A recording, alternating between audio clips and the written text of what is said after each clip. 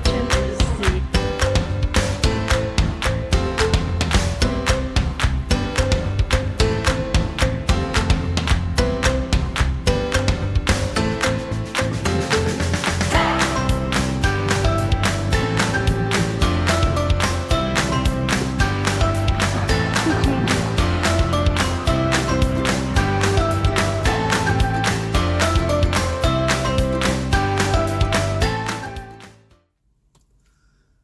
Hello, everybody. Hi, guys. So, we want to give everybody a heads up of what we're doing, what we know what we're doing, what we think we're doing, what we might be doing, and what we're not doing. Last year, in 2018, in the fall, my wife went on and I went on a cruise with her family. We both went together. Together. The two of us. On a cruise. Yens. Yes. To Jamaica and a couple other places. But while in Jamaica, she was down in the water playing at Jimmy Buffett's Margaritaville. Margaritaville. And I was up at I was looking for my lost shaker. And I was up having a margarita. While sitting up there, a catamaran pulled into the place. One of those chartered ones had 15, 20 people who'd been out snorkeling or scuba diving or whatever. And they pulled in. I thought that was a pretty neat boat. I'd never really looked at a catamaran much before, but I thought it was pretty neat. I told my wife, I said, one of the things I don't like about cruising is the fact that you get there, you get off the boat at 9, you got to be back by 4. Don't miss the boat, so you got to be early because you don't want to be late because that doesn't end well for you. And and I said, I lived in Hawaii. I don't want to be stuck in Jamaica. God, no.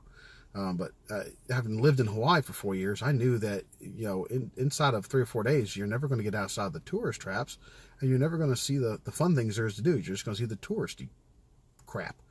So I said, it'd be fun to do it differently. And I said, it'd be cool if we could sail down there or get a boat and drive down there and spend some time. And she kind of laughed it off like, whatever. Okay. Yeah. Okay. And I was dreaming again. So I came back from the cruise, and a lot of times I have time to kill, so I Google things to do some research on them.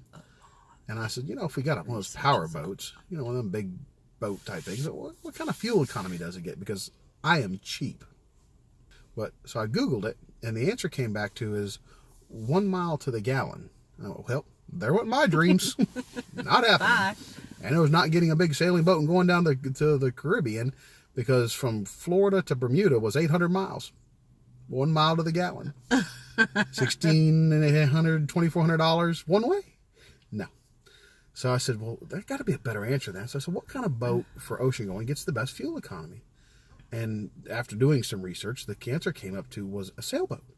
Because fuel economy in a boat is based off 2 things. 1, water displacement, and 2, horsepower. And these little sailboats have these little 30 horsepower, 20 horsepower boats.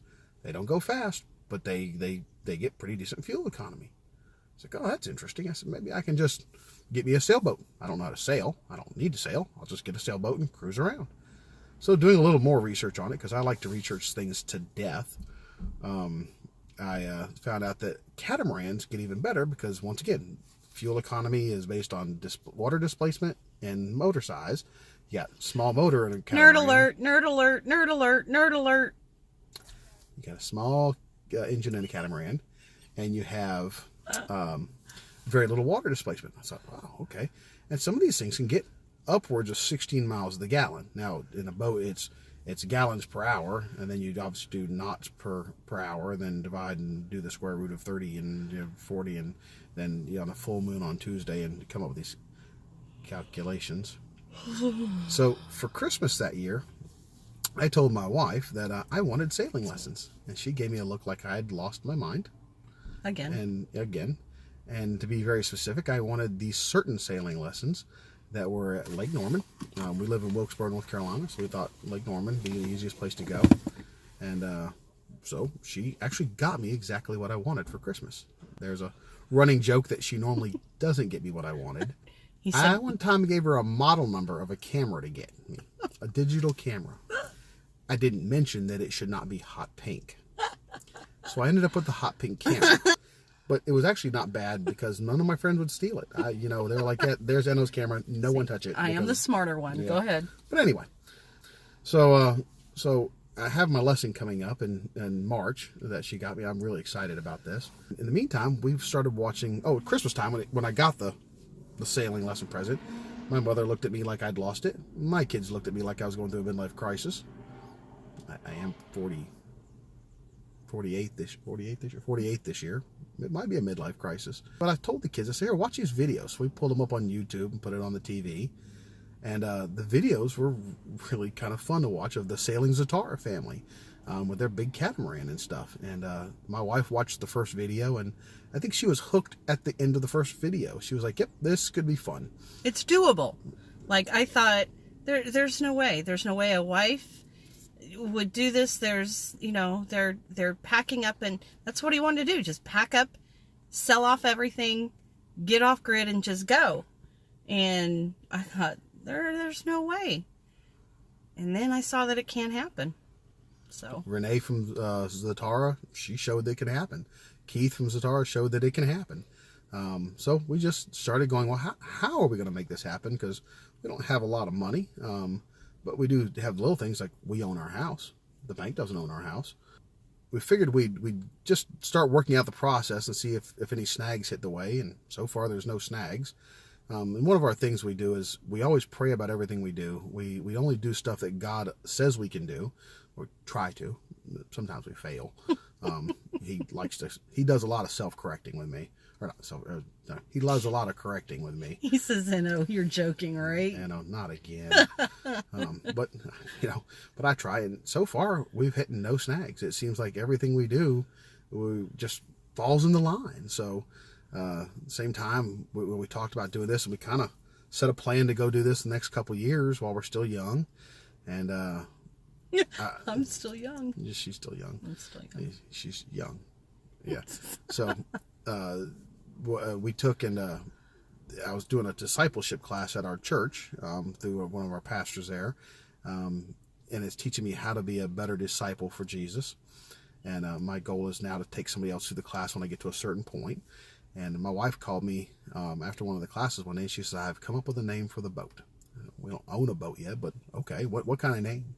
And she said, we should call it the Discipleship.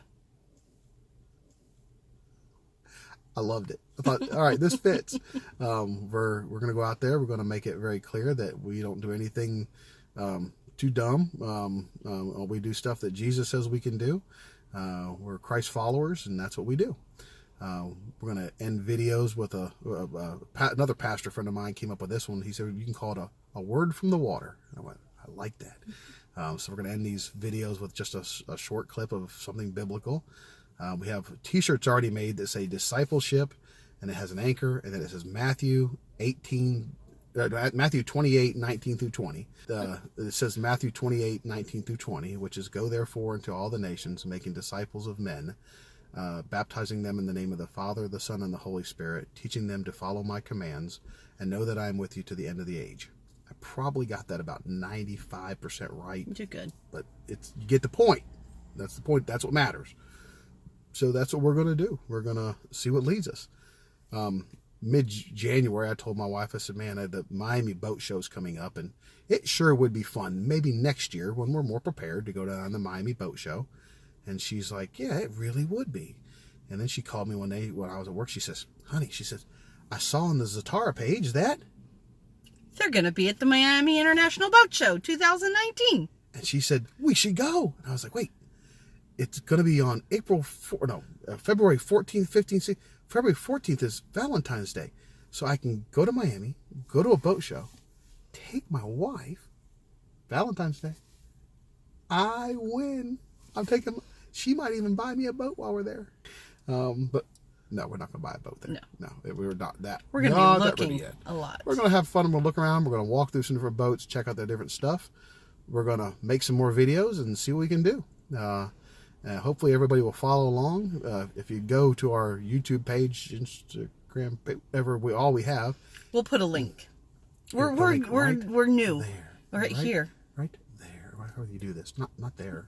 That's me. But we'll put something up there, and then you can follow along. And if you can at least subscribe to our page, that always helps because like, subscribe, accept, follow, share, subscribe, all those social media little things. In the meantime, we're almost to Miami. We decided to stop at Dixie Crossroads. Yeah. And it's getting warm because we're sitting in the car with the car off so that Okay. it's getting hot and she's getting Thanks, cranky. guys. So bye-bye.